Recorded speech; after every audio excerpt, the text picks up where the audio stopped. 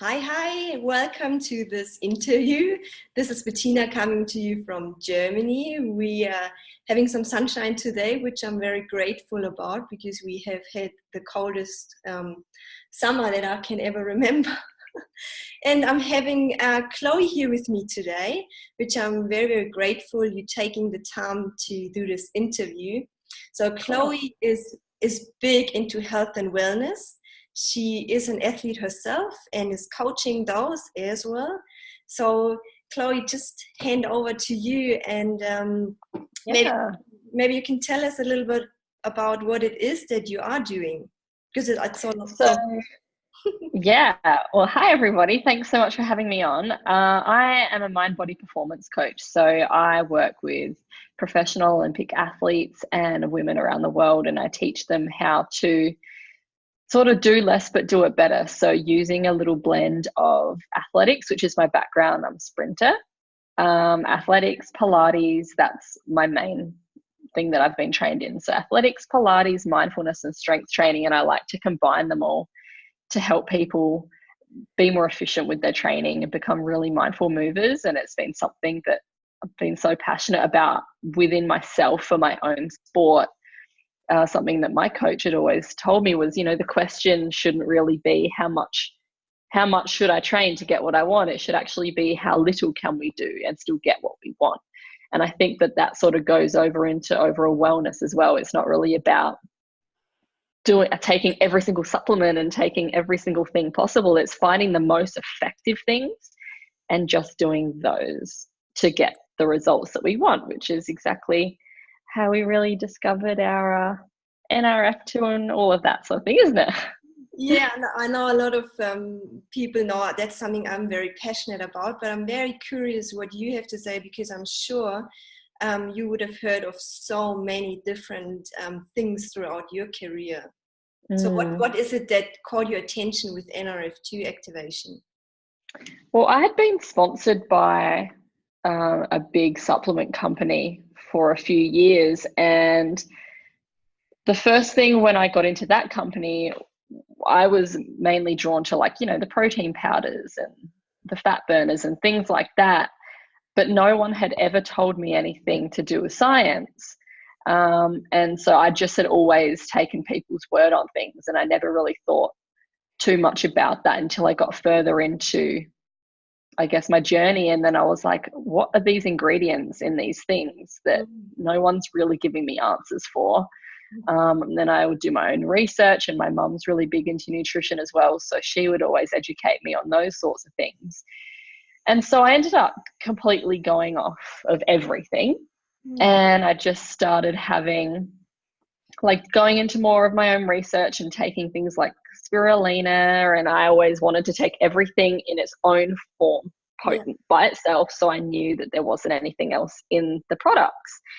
And I noticed that was actually something that first I was standoffish of taking Protandim, was because it was a synergy.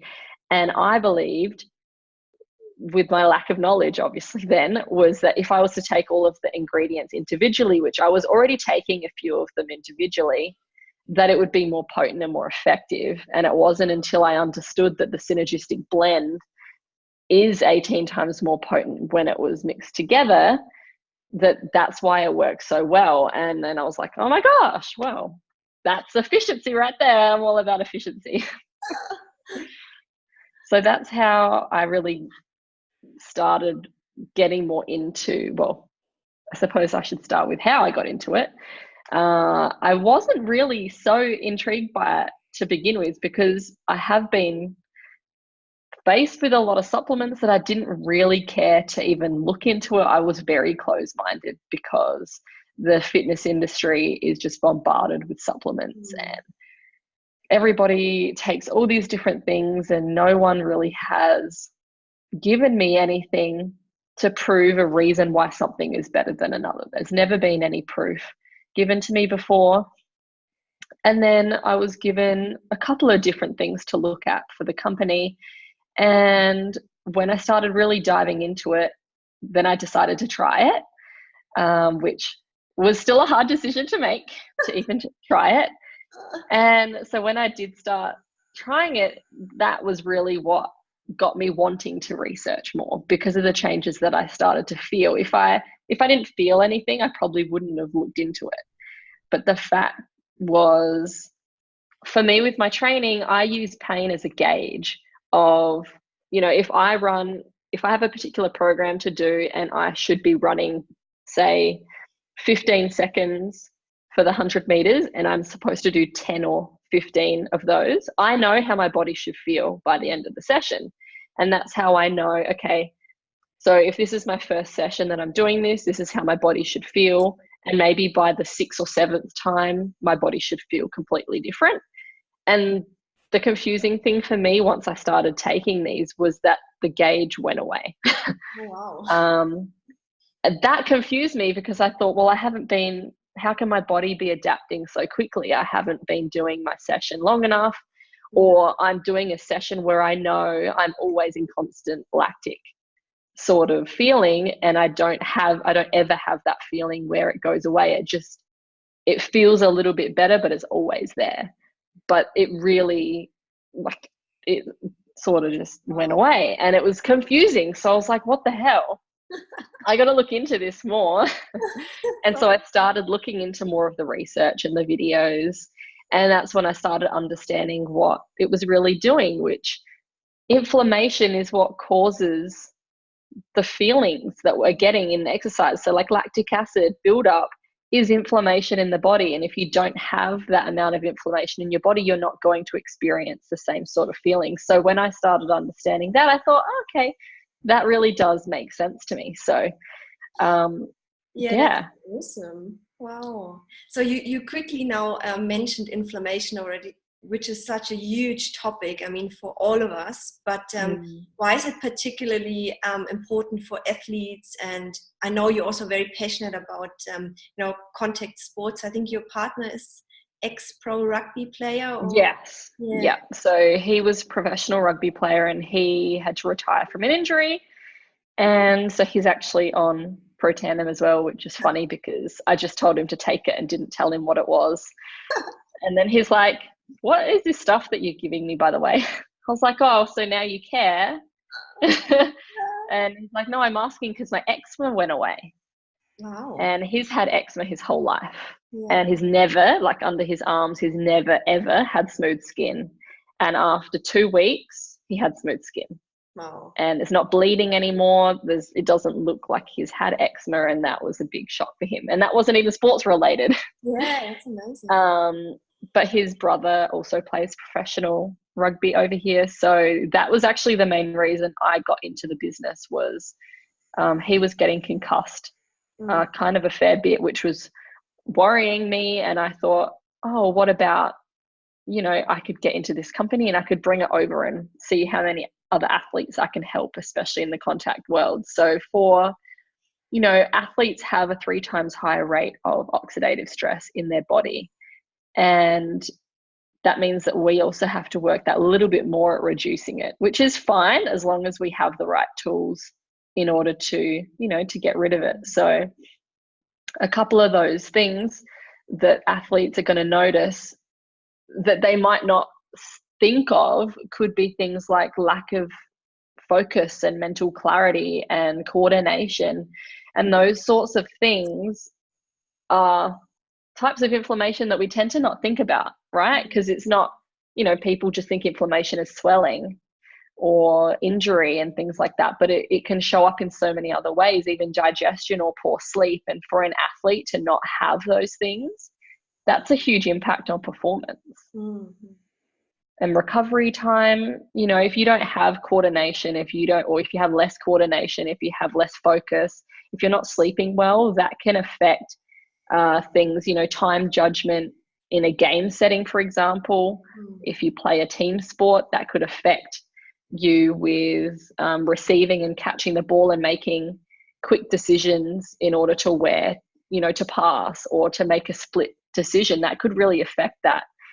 And for an individual sport sort of thing, that could be the difference between first and last. We just have no idea how much inflammation can really affect a person's, individual performance until you have the contrast, you know. Do you get a lot of athletes that are concerned about taking something, or, you know, because of testing or these kind of things? Do they? Yeah, a little bit actually. It's been more so, I don't believe in taking anything. Like, I've never taken supplements. I don't want to take supplements. That's been a really big one. But that also comes down to lack of understanding and lack of knowledge around what they're taking.